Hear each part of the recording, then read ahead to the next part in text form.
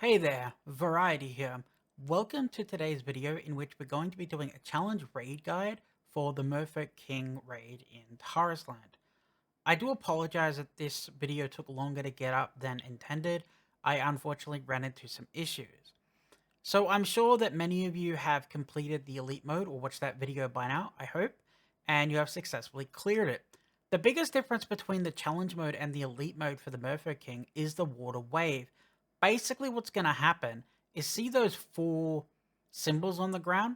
There's going to be waves that start at one of those symbols and it's going to cross the map. So for example, the purple one will go to the yellow one and the blue one will go to the white one. And you have to jump through the portal to the other side of the map. It'll always do two waves at once. So for example, it will go purple to yellow. So you jump in yellow to teleport to purple. And then the next one, for example, will go from white to blue. So you run to blue, jump into blue, and teleport to white. You teleport through the wave and then come out the back end. Aside from dodging the waves, which always happens in sets of 2, your main thing that you need to do is to stun and slow the healer to prevent it from getting to where it needs to do to heal the boss. If it gets there too quick and you don't have enough stuns, slows, or DPS, game over. This particular video is going to be really quick because it was one of our speed run attempts. So let's go through it. The first main ability he always uses is Heavy Strike, and it's a tank buster ability.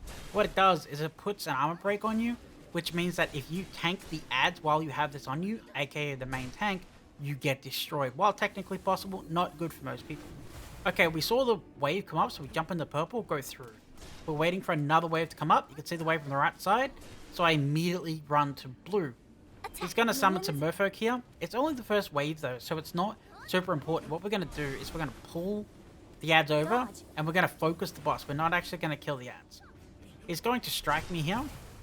And then he's going to go towards these waves again. So here's the strike. And then the waves are going to come through. You'll see that we're not really focusing on the ads. They take a bit of damage from AoE, but that's not what we're after.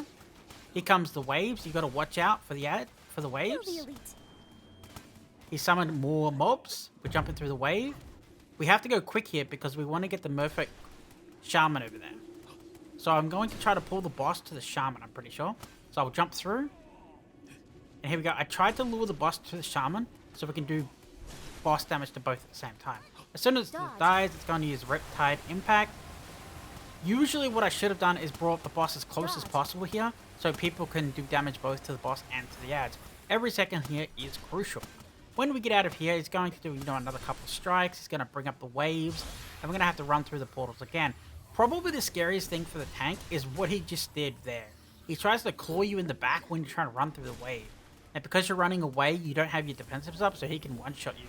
Especially at an earlier gear score like day 1 when we were doing this. Okay, so he's going to... Next up, he's going to use his Summon Merfolk. This time it is... I don't believe this is the healer. We'll see when it comes out. The healer only comes out every second wave. So the first wave you ignore, second wave the healer. Watch out for the water bomb. It's really basic. At this point here, we're trying to push as much damage as we can so we can get the speed ranking, which we successfully did. There's his claw attack. You might notice that we also only bring one healer in here. That's why it looks really dodgy. Okay, so we're going to run through the portals again. He's going to summon his Merfolks in a moment. Kill the elite. Okay, we run through. So now we have one mob pack up, and we're summoning the second one. So we're going to combine them together, and we're going to kill them at the same time, and we're going to lure the boss over to the Merfolk healer. So we're going to burst the healer here. I have to focus on the tank for defense. And now we're going to AoE in mobs and kill the boss at the same time. So it's pretty straightforward. Ignore the first mob pack, kill the second mob pack. Or the healer specifically. Stun them if you can, if you have it, it's pretty helpful. Okay, the boss is almost dead, and he's going to kill me here because he's going to claw me in the back. Just like that. See how that was painful? There we go, we completed the boss. Congrats on successfully beating the challenge mode for the Merfolk King. See you next time.